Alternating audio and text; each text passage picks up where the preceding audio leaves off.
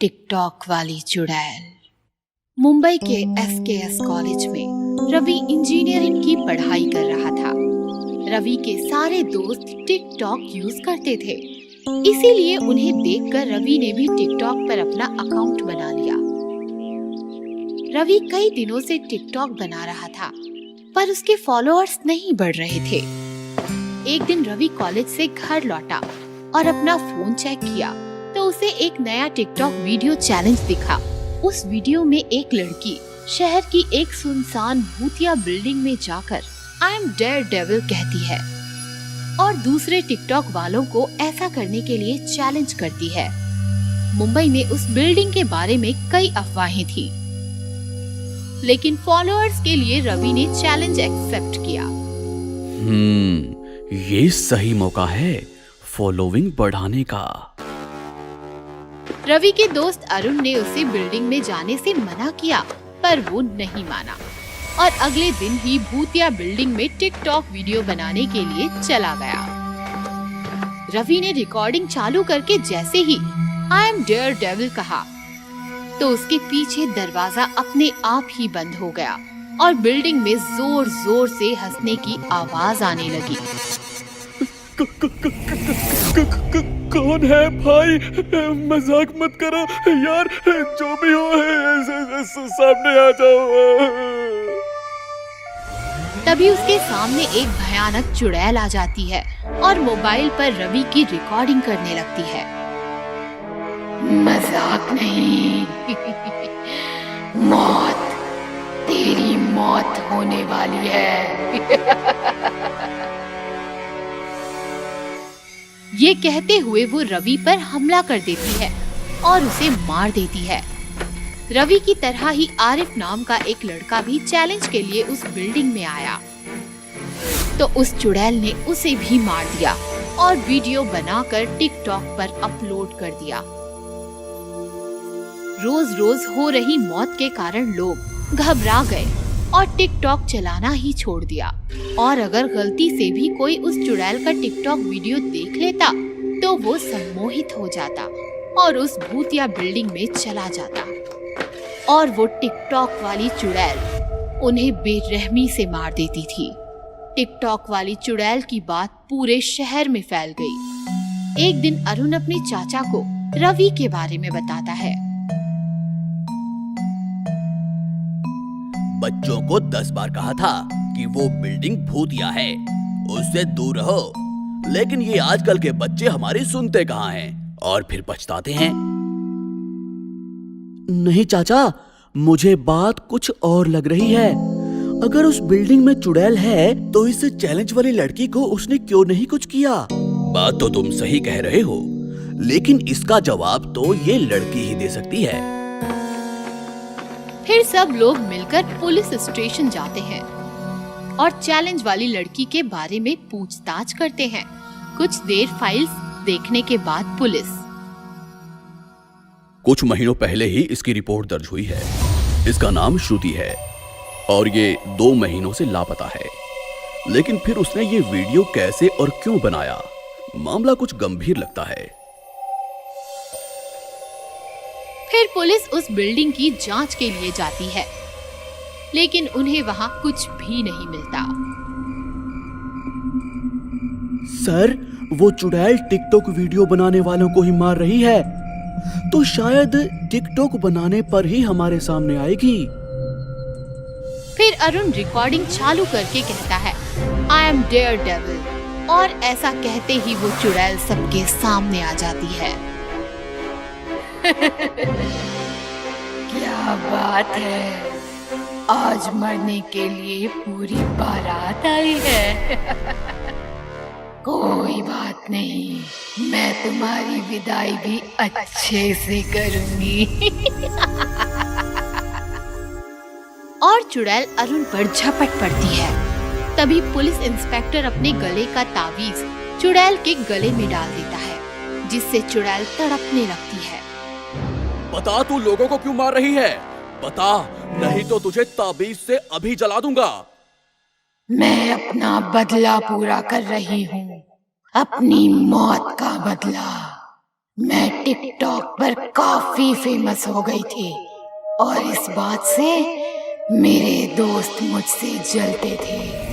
एक दिन मेरे एक दोस्त ने इस बिल्डिंग में टिकटॉक वीडियो बनाने के लिए मुझे बुलाया और मार दिया।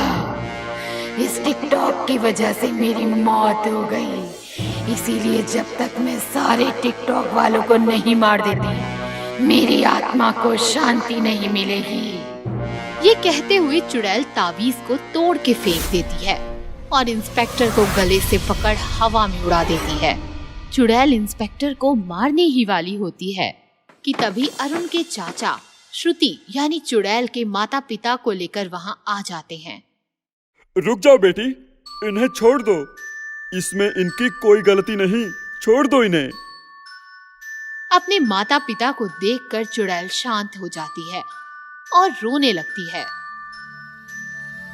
मैं इंस्पेक्टर हूँ, मैं तुम्हें इंसाफ दिलाऊंगा, बस तुम लोगों को मारना बंद कर दो। किसी एक की गलती की सजा सबको देना बदला नहीं होता। फिर पुलिस श्रुति के दोस्त को गिरफ्तार कर फांसी की सजा दिलाती है और श्रुति की आत्मा की मुक्ति हो जाती है।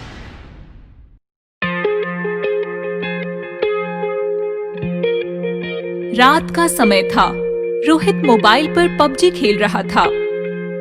चल कवर दे कवर दे कवर दे कवर दे, यस यस शाबाश। रोहित की मम्मी आती है। क्या हर वक्त पबजी पबजी पबजी, खाना भी नहीं खाता। यह सेब और छुरी छोड़ के जा रही हूँ, काट कर खा लेना। मम्मी चली जाती है। रोहित पबजी में ही लगा था कि अचानक गेम ऑफ हो जाता है। ये क्या, अभी तो ठीक चल रहा था। ओह गॉड, अब मैं क्या करूं? तभी टीवी पर पीएम की मन की बात चलती है। मेरे प्यारे देशवासियों, आज रात से बल्कि अभी से हम पबजी गेम समेत 118 चीनी ऐप्स पर रोक लगा रहे हैं। हिंदुस्तान में पबजी को बैन किया जाता है।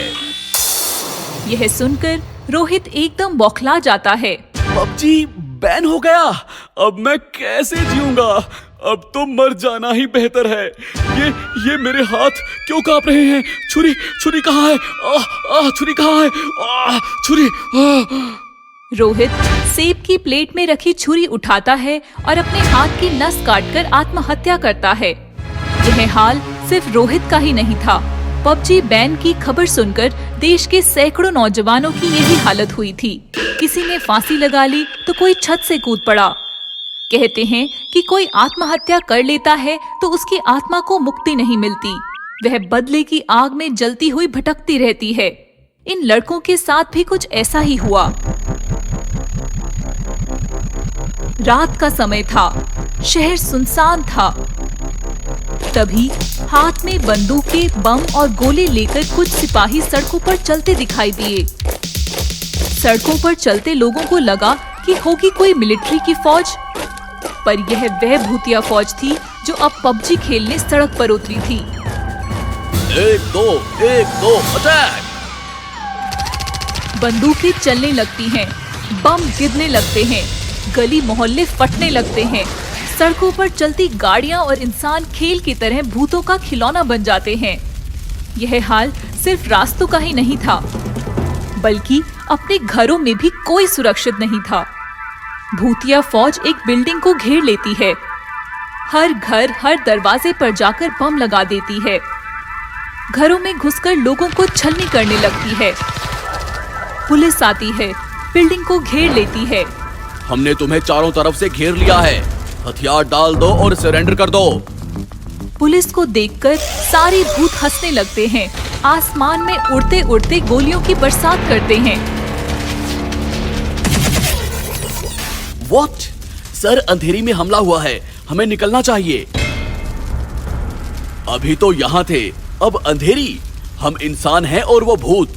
हमारे अंधेरी तक पहुँचते पहुँचते वो कहीं और निकल जाएंगे। तो सर अब करें तो क्या करें? दिल्ली फोन घुमाओ। दिल्ली को शहर के हालात के बारे में पता चलता है तो दिल्ली भी कांप जाती है। सरकार पर विरोधियों का प्रेशर बढ़ जाता है। ये सरकार बस अपने मन की बातें करती रहती है।